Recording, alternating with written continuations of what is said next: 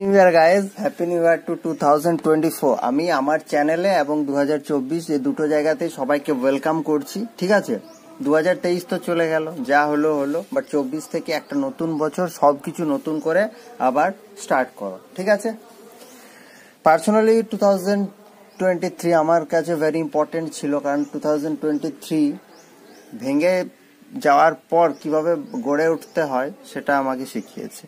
ওকে, তো যাই হোক, আর বেশি এক্সট্রা কিছু বলছি না, আমরা এই গদ্যাংশটা স্টার্ট করি বছরের প্রথম দিনে। আর আমি পুরোনো কথা বলতে চাইছি না। ঠিক আছে, দেখো, প্রথমে বলছে দাসত্বের জ্বালা অপমানের অনুভূতি যখন প্রখর হইয়া উঠে, তখন দাসত্বের বন্ধন আর সহ্য হয় না। মানুষ তখন এই বন্ধন ছিন্ন করিবার জন্য ব্যাকুল হইয়া ওঠে।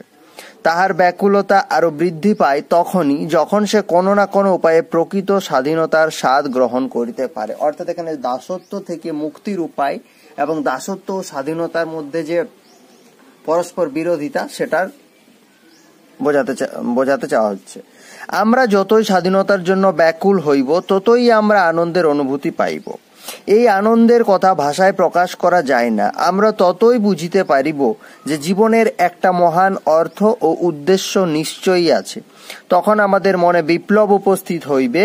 আমাদের চিন্তা, আমাদের অনুভূতি এবং আমাদের আশা ও আকাঙ্ক্ষা, এই সমস্তই তখন পরিবর্তিত হইয়া নতুন মূর্তি পরিগ্রহ করবে মানে হচ্ছে নতুন রূপ ধারণ করবে। তখন আমরা কেবল স্বাধীনতারই উপাসনা করিব। আমাদের মনোবৃত্তিও তখন পরিবর্তিত হইবে। আমরা সেই আদর্শের অনুগামী হইব। এই ক্রমিক পরিবর্তনের অনুভূতি যে কিরূপ তাহা বর্ণনা করা যায় না। এই পরিবর্তন যখন সম্পূর্ণ হইবে, তখন আমাদের পুনর্জন্ম হইবে। অর্থাৎ আমরা এই প্যাসেজটা থ্রু দাসত্ব থেকে স্বাধীনতার একটা ট্রানজিশনাল ব্যাপার সম্পর্কে আলোচনা করছি। দাসত্বে ছিলাম, দাসত্বে থাকতে থাকতে কখন আমার দাসত্বে থাকার মধ্যেই কখন আমার মধ্যে স্বাধীনতার পুনরুদ্রেক ঘটলো, এবং স্বাধীন হলে আমাদের সমাজের কি কি পরিবর্তন হবে, এই হবে ওই হবে, এই সমস্ত ব্যাপারগুলো আলোচনা করা হয়েছে। তার মানে এক কথায়, প্রথমে আমাকে ওয়ার্ড লিমিটের কথা যদি বলি, তাহলে দেখো 134 ওয়ার্ড আছে। তাহলে এটাকে যদি 3 দিয়ে ভাগ করো, তাহলে 3 4 হচ্ছে কত, 12, 14, 3 4 12, মানে 44। তার মানে তুমি ধরে রাখো 40 থেকে 45-এর মাঝখানে ওয়ার্ড সংখ্যা হবে মোটামুটি। ঠিক আছে, কেউ কাউন্ট করতে যাচ্ছে না। ওকে, তাহলে এটার টাইটেল কি হতে পারে? প্রথম কথা হতে পারে, একটা হচ্ছে এরা প্রথমে দাস ছিল বা প্রথমে দাসত্ব ছিল। তাহলে দাসত্ব থেকে এরা অ্যাকচুয়ালি কি হতে চাইছে? স্বাধীন হতে চাইছে, স্বাধীন হওয়ার আকাঙ্ক্ষা প্রকাশ করেছে। ঠিক আছে, তাহলে তুমি এটার স্বাধীনতার আকাঙ্ক্ষা দিতে পারো, স্বাধীনতার, ঠিক আছে, স্বাধীনতার আকাঙ্ক্ষা, এরকম একটা টাইটেল দিতে পারো। বা তুমি প্রকৃত স্বাধীনতার স্বাদ, প্রকৃত স্বাধীনতার স্বাদ, এরকম একটা টাইটেলও ইউজ করতে পারো, কাছাকাছি যাচ্ছে। ঠিক আছে, বা স্বাধীনতার প্রকৃত স্বাদ, ওটা আরো বেটার লাগবে। স্বাধীনতার প্রকৃত স্বাদ, এটাও যদি বলো সেটাতেও ভালো লাগবে। ওকে, তাহলে আমরা কি বুঝলাম আবার রিড আউট করছি। দাসত্বের জ্বালা অপমানের অনুভূতি যখন প্রখর হইয়া ওঠে, তখন দাসত্বের বন্ধন আর সহ্য হয় না। মানুষ তখন এই বন্ধন ছিন্ন করিবার জন্য ব্যাকুল হইয়া ওঠে। তাহার ব্যাকুলতা আরো বৃদ্ধি পায় তখনই যখন সে কোনো না কোনো উপায়ে প্রকৃত স্বাধীনতার স্বাদ গ্রহণ করিতে পারে। তাহলে এখান থেকে দেখো, এই ব্যাপারটাতে একটা জিনিস নোটিস করো, এখানে দেখো প্যারা চেঞ্জ করা আছে। তাহলে আমরা আনসার যখন লিখবো, আমরা একটা প্যাসেজে আনসার লিখবো। আমরা ফার্স্ট সেশনে যখন আলোচনা করেছিলাম, তখন আমি বলেছি যে পিএসসি বা যে সমস্ত এক্সামে এইগুলো আসে, তোমাকে কনফিউজ করার জন্য 2 থেকে 3টে আলাদা প্যাসেজ দিতে পারে। প্রথমে প্রসঙ্গ, দেন উদাহরণ, প্রথমে উদাহরণ, দেন প্রসঙ্গ দিতে পারে। ঘাবড়ানোর কোনো দরকার নেই। যেমন তুমি ওটাকে, আমি লেবুর কথা বলেছিলাম, লেবুর থেকে একটা লেবুর জুস বানাতে গেলে সেই লেবুটা থেকে যেগুলো বাদ দিতে হয়, সেগুলো এখান থেকেও প্যাসেজ থেকে তোমাকে এক্সট্রা জিনিসগুলো বাদ দিতে হবে, তার নির্যাসটুকু তোমাকে নিয়ে লিখতে হবে। ওকে, তাহলে দাসত্বের জ্বালা অপমানের অনুভূতি, তাহলে আমরা এখান থেকে এরকম একটা লিখতে পারি, যে কি লিখতে পারি, যে স্বাধীনতার আকাঙ্ক্ষায়,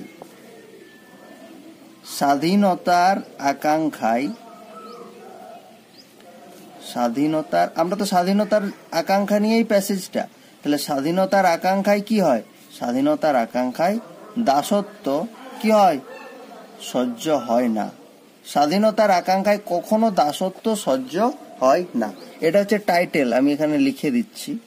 এই উপরেরটা হচ্ছে স্বাধীনতার আকাঙ্ক্ষা বা প্রকৃত স্বাধীনতার স্বাদ বা স্বাধীনতার প্রকৃত স্বাদ, whatever you want to write, you can go ahead.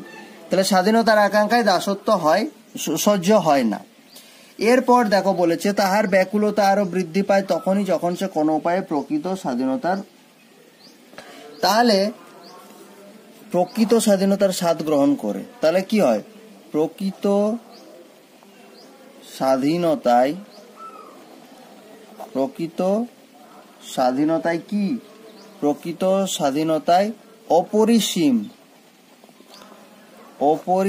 কি হয়, প্রকৃত স্বাধীনতায় অপরিসীম আনন্দ অনুভূত হয়, এরকম লিখতে পারো। এরপর দেখো, আমরা যতই স্বাধীনতার জন্য ব্যাকুল হইব ততই আমরা আমাদের আনন্দের অনুভূতি পাইব। এই আনন্দের কথা ভাষায় প্রকাশ করা যায় না। আমরা ততই বুঝতে পারিব যে জীবনের একটা মহান উদ্দেশ্য ও অর্থ উদ্দেশ্য, যে লাইনটা বাদ দেওয়া যাবে না। তাহলে আমি লিখতে পারবো, স্বাধীনতা মানুষকে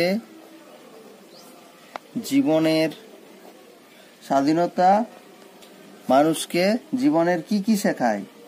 তো স্বাধীনতা মানুষের জীবনের কি লিখতে পারো, মনোজগতে পরিবর্তন আনে। মনোজগতে পরিবর্তন আনলে মানুষটার মধ্যে সব চিন্তাধারা চেঞ্জ হবে। এটা ডাইরেক্ট হয়ে যাচ্ছে। জীবনের মনোজগতে পরিবর্তন আনে, তখন আমাদের মনে বিপ্লব উপস্থিত হয়, এটাও মনোজগতের পরিবর্তনে পড়ে যাচ্ছে। অনুভূতি, আশা, আকাঙ্ক্ষা, মনোজগৎ পড়ে যাচ্ছে।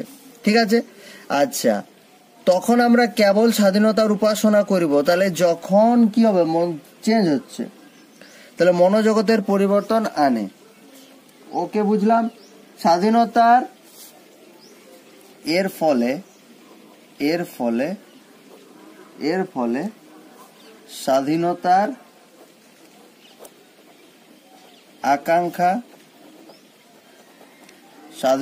আকাঙ্ক্ষা মানুষের, ওই যে বলেছে নতুন মূর্তি পরিগ্রহ করে, তাহলে একমাত্র উপাসনা হয়ে ওঠে। ঠিক আছে, যা মানুষকে কি করে, পুনর্জন্ম মানে নবজন্ম দান করে। দেখো কত সহজে প্যাসেজটা আমরা এক্সট্রাক্ট করে ফেললাম। এর ইনার মিনিংটা বলছে, স্বাধীনতার আকাঙ্ক্ষায় দাসত্ব কি হয়, কখনো সহ্য হয় না। প্রকৃত স্বাধীনতায় অপরিসীম আনন্দ অনুভূত হয়। স্বাধীনতা মানুষকে জীবনের মনোজগতে, স্বাধীনতা মানুষকে এটা মানুষকে না করে মানুষের করে, তাহলে তো বেটার লাগবে শুনতে। স্বাধীনতা এটা মানুষের জীবনের মনোজগতে পরিবর্তন আনে, ফলে স্বাধীনতার আকাঙ্ক্ষা মানুষের একমাত্র উপাসনা হয়ে ওঠে, যা মানুষকে, এখানে লিখেছে যে তখন আমাদের পুনর্জন্ম হইবে। তাহলে পুনর্জন্ম যখন হইবে মানে মানুষকে কি করে, মানুষকে নতুন জন্ম দেয়। ঠিক আছে, তাহলে এই হচ্ছে গদ্যাংশ ছিল। এখানে মেনলি দেখো, এটার এক্সাক্ট কোনো অ্যান্সার হয় না, বাট এটা আমরা দেখলাম প্রথমে দাসত্বের কথা বলা হয়েছে। তাহলে দাসত্ব থেকে আমি ধীরে ধীরে স্বাধীনতার দিকে যাচ্ছি, ঠিক কিনা? দাসত্ব থেকে আমি ধীরে ধীরে স্বাধীনতার দিকে যাচ্ছি। তাহলে দাসত্বে কি রকম কি ধরনের হয়, দাসত্বের জ্বালা থাকে, অপমান থাকে। ঠিক আছে, এই অপমান অনুভূতিগুলো সহ্য করতে করতে করতে করতে সেটা যখন লিমিটলেস হয়ে যায়, অসীম হয়ে যায়, তখন মানুষ কি হয়, মানুষের এই দাসত্বের বন্ধনটা আর সহ্য হয় না। যখন মানুষের এই দাসত্বের বন্ধনটা সহ্য হয় না, তখন সে স্বাধীনতার আকাঙ্ক্ষা প্রকাশ করে থাকে। অর্থাৎ ভালো করে যদি বুঝতে চাও, তাহলে তোমরা দেখতে পাবে যে দাসত্ব থেকে স্বাধীনতার দিকে যাওয়ার একটা উপায়ের কথা বলা হয়েছে, একটা ট্রানজিশনাল জোনের কথা বলা হয়েছে, আমরা যদি ভালো করে বুঝতে পারি। এরপর দেখো প্রকৃত স্বাধীনতার ব্যাকুলতা, এখানে যেমন দেখো আশা, আকাঙ্ক্ষা, অনুভূতি, আমাদের চিন্তা, এটাই যে আমি মনোজগৎ লিখেছিলাম, এই মনোজগতের মধ্যেই ওই শব্দগুলো পড়ে যাচ্ছে।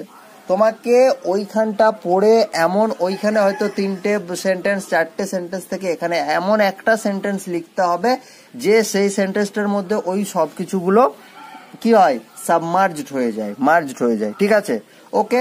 আই হোপ বোঝাতে পারলাম। এবং এটা দেখো ক্লার্কশিপ এক্সামে এসছে, এই প্যাসেজটা ক্লার্কশিপ এক্সাম থেকেই নেওয়া। ওকে, আই হোপ আমি বোঝাতে পারলাম, বোঝানোর চেষ্টা করলাম। পরের সেশনে আবার দেখা হচ্ছে, ততক্ষণ ভালো থাকুন, নতুন বছর ভালো করে কাটাও, সবাইকে ভালো, নিজে ভালো থাকো, সবাইকে ভালো রাখার চেষ্টা করো, অ্যান্ড বাড়ির লোককে ভালো রাখার চেষ্টা করো, অ্যান্ড আর কি, ব্যাস নতুন ইচ্ছা, নতুন আকাঙ্ক্ষা, নতুন উন্মাদনা নিয়ে নতুন বছর শুরু করো এবং নিজের লক্ষ্যের দিকে অগ্রসর হও। Thank you, have a good day.